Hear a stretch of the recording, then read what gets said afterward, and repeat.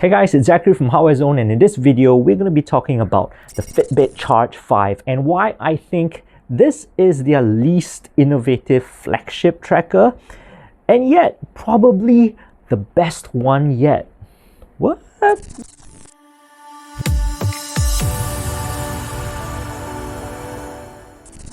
Okay, contradicting opening statements probably got your attention, but here's what I mean. Now, it really depends where you come in to Fitbit's ecosystem. If you're comparing the Charge 5 to the Charge 4, then this is a huge improvement over its predecessor.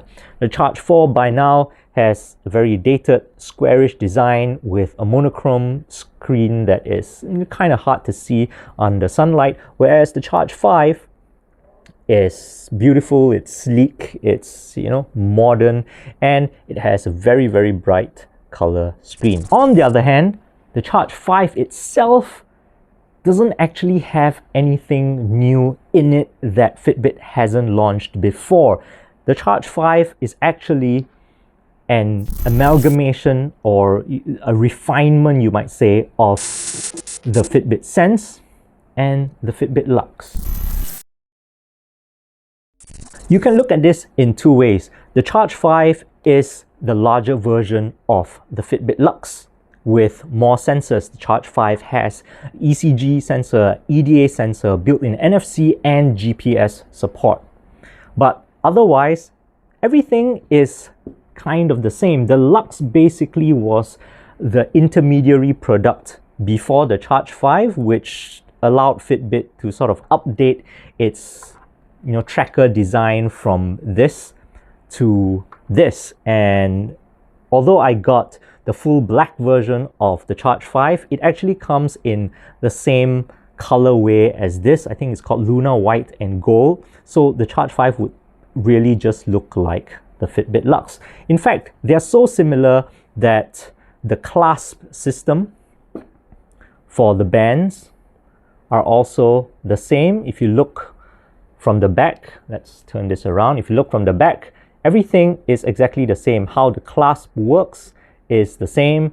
The sensors, the sensor array on the watches are the same. And even, let's see, where do I have? And even the charging cable works on both the Luxe as well as the Charge 5. Now, the other way to look at this is that the Charge 5 is the smaller version of the Fitbit Sense without the built-in mic, speakerphone, and smart assistant support.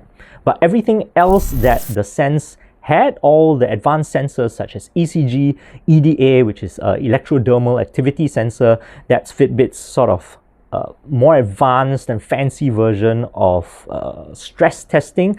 And if you want to know more about that, you can check out my Sense review, but all those things are in the Charge 5. So what do I actually like about the Charge 5? Now, because this is a larger device, it is naturally brighter, bigger, bolder, more vibrant. You can see data better under the sun without having to squint on the screen, and I kind of feel that it's a more powerful device as well compared to the Luxe. So everything from navigation, touch sensitivity, animations, it just feels smoother and more fluid on the Charge 5, which is a good thing because the Charge 5 is only controlled via its touchscreen. Now, you will notice that there are two sort of metallic bands on the side of the watch, and these aren't capacitive touch buttons like on the Charge 4 or the Sense. These are actually the electrical sensors for ECG and EDA testing. And the good thing about this design is that unlike the Sense, where you actually have to cover the whole watch face when you take an EDA scan, on the Charge 5 all you need to do when you start the scan is hold the two sides and you can actually see the screen. So this is great. This actually gives me less stress, I would say, because on the Fitbit Sense, whenever I did an EDA scan, I would constantly have to figure out, is it done yet? Is it done yet? Is it done yet? Is it done yet? Because I can't see anything. At least now I can. Battery life is decent enough on the Charge 5. Fitbit claims about 7 days of battery. In my personal usage, it lasts about 4 days before I have to charge it, and I think that's pretty good in terms of how I use it. About 2 to 3 workouts every week with all functions and GPS enabled. Activity tracking on the Charge 5 is pretty spot on as well, and I think it's actually very comparable to the Fitbit Sense. GPS locks on pretty quickly, heart rate is stable and accurate as far as I'm concerned. There's no weird spikes or jumps, especially when I exercise. Automatic workout detection works as intended, and I get like a wealth of data from the watch itself, and it's very easily accessible on the Fitbit app. When you go to your health metrics, you can see your breathing rate, heart rate variability, skin temperature variations, oxygen saturations, SpO2, resting heart rate, advanced sleep scores and stress scores, and all those kind of things. So what's the catch? Now, of all the smartwatches and sort of activity trackers I've tested over this year, the Charge 5 has to be the one that I least interact with on a day-to-day basis. I can quite confidently say that there's really nothing much I want to do or can do on the watch itself. This is one of those devices where you pair and then wear it and then just forget about it. Once you set it up, there's nothing much you can do on the watch, right? Even its basic default menus, there's very little. There are no additional apps you can install on this. You can check your notifications, start and stop a workout, set alarm timers, or run an EDA or ECG scan, and that's about it. You can check at a glance your sort of daily stats like step count, distance walk, active zone minutes, calories burned, heart rate, sleep score, SpO2 score, and all those kind of things, but that's just data presented to you. You can't actually click into any of them. You can't deep dive into anything. You can't look at more stats other than what's already provided for you. It feels like a very passive device, right? A lot of the more advanced stuff is all in the app, but on the watch itself, there's nothing much you can do. Now, the other thing is on the Charge 5, you do have NFC, and that means there's Fitbit Pay, but just like many other Fitbit devices I've tested, Fitbit Pay isn't really widely supported in Singapore, and I personally don't have accounts with banks or services that Fitbit Pay uses, so I have never really been able to test this. And it's been years and nothing seems to change, so I don't foresee it improving anytime soon, except that hopefully with Google integration, future Fitbit devices might just switch that out and use Google Pay. So let's hope that happens. And the basicness doesn't stop there. Now, many other brands try to increase the interaction between your device and your phone in sort of an effort to add value to the fact that you're wearing a smart device, right? Even budget trackers from Xiaomi and Huawei have things like remote shutter, for example, which is quite a useful thing to have on your wrist in today's world where we take so many selfies and Wi-Fi's and all those kind of things. The Charge 5 has none of that. And not only that, Fitbit seems to actively be removing features from the watch generation to generation. For example, the Charge 5 no longer has any kind of music control at all. I'm not talking about built-in Spotify or Deezer apps that they used to have. This doesn't have any apps at all, but it doesn't even have the basic remote music functionality anymore, anywhere, or at least I can't find it anywhere. There's nothing to do. So if you're playing music on your phone, even though it's linked, there's no way to control it on the watch. And to add to that, Fitbit's also frustratingly removing certain features that they seem to think you might not need. I don't know if this is a sneaky move or not, but it doesn't seem to fit the status of the Charge as Fitbit's sort of flagship activity tracker. For example, the Charge 4 has an altimeter, the Fitbit Sense also has a gyroscope. The Charge 5 has none of them. not none, but it doesn't have an altimeter or a gyroscope. So the Charge 5 won't be able to track elevation, floors climbed, descent. Without a gyroscope, certain activities are also less accurate, for example, swimming. So I'm not really sure where Fitbit is trying to position this, but it seems like it really is a very casual lifestyle tracker. Now, although the Charge 5 doesn't come with any new technology, Fitbit did introduce a new feature when they launched the Charge 5. This is called the Daily Readiness Score, but it's not exactly a feature of the Charge 5. It's more of a Fitbit feature that they introduced when they launched the Charge 5, and this Daily Readiness Score is actually available as well on the Fitbit Luxe, the Versa 2, Versa 3, the Sense, and the Charge 5. So if you have any of those products, you would have gotten a firmware upgrade or a Fitbit app upgrade that would have enabled this Daily Readiness Score. So what is Daily Readiness Score? Daily Readiness Score is Fitbit's answer to Garmin's body battery, and these two systems are basically similar, although implemented slightly differently. In Garmin's case, body battery is an active feature. So the more you sleep or the better quality of your rest indicates more replenishment of your body battery, and the more active you are during the day, the faster your body battery depletes. And this just goes on.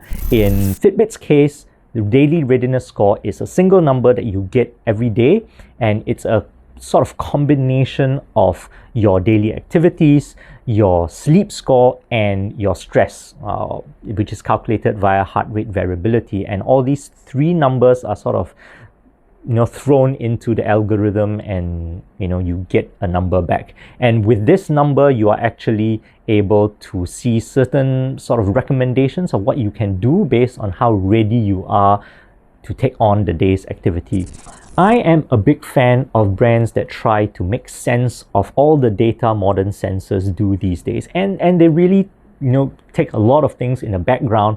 It's just that if you just throw me numbers, I don't know what to do with it, right? Most people don't, right? Even heart rate data, what's that number going to do to me? How am I going to interpret that number?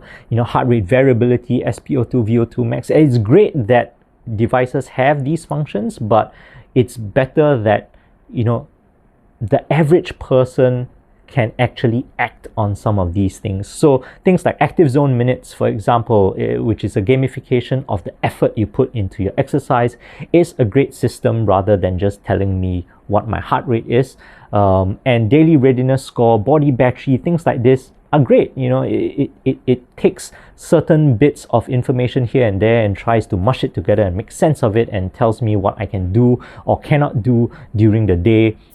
And there is some recommendations within the app itself or the watch itself, and I love this kind of sort of add-on functionality, sort of more advanced or intelligent analysis of the data that you can get. The only problem is, for Garmin's body battery functionality, it's built into the watch, it's built into the app, and it's available for everyone. For other brands like Huawei or even Samsung, you also get a lot of these advanced features.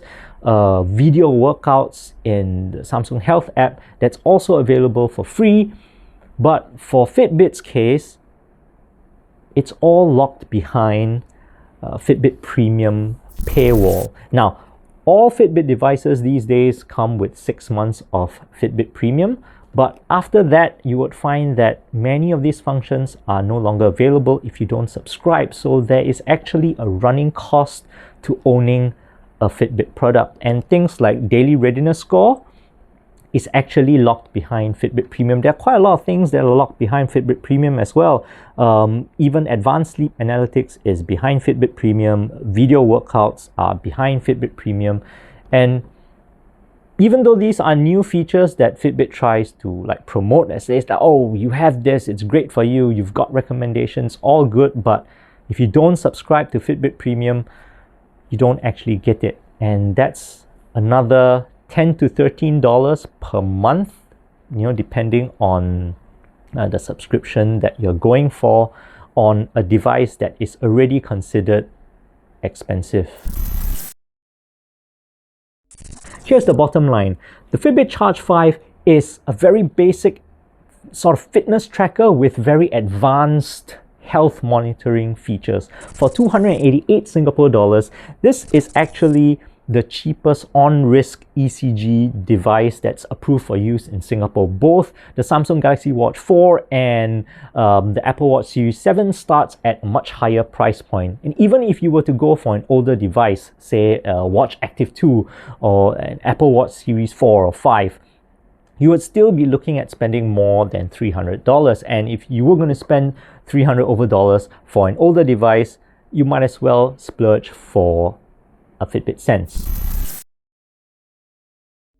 So even though the Charge 5 sits at the top of Fitbit's fitness tracker lineup, it doesn't really have any technical specification, practical usability, or functional feature advantages over the sea of fitness trackers out there, especially even competitors which are more than half the price. The Huawei Watch Fit, for example, has been out for quite a while, and it matches really well with the Charge 5. But with all the Black Friday and 12/12 and Christmas sales that are going on these days, I've seen the Watch Fit go for under $100. So this is either a really cheap ECG or really expensive fitness tracker. It kind of depends how you look at it, but that's what I think of the Charge 5. Now, how about you? Do you have the Charge 5? Do you think I've been too harsh? Do you agree with me? Do you disagree with me? Let us know in the comments. Don't forget, in the meantime, like, subscribe, check out HardwareZone.com for other tech news, reviews, and features. And have a nice day, and see you in the next video.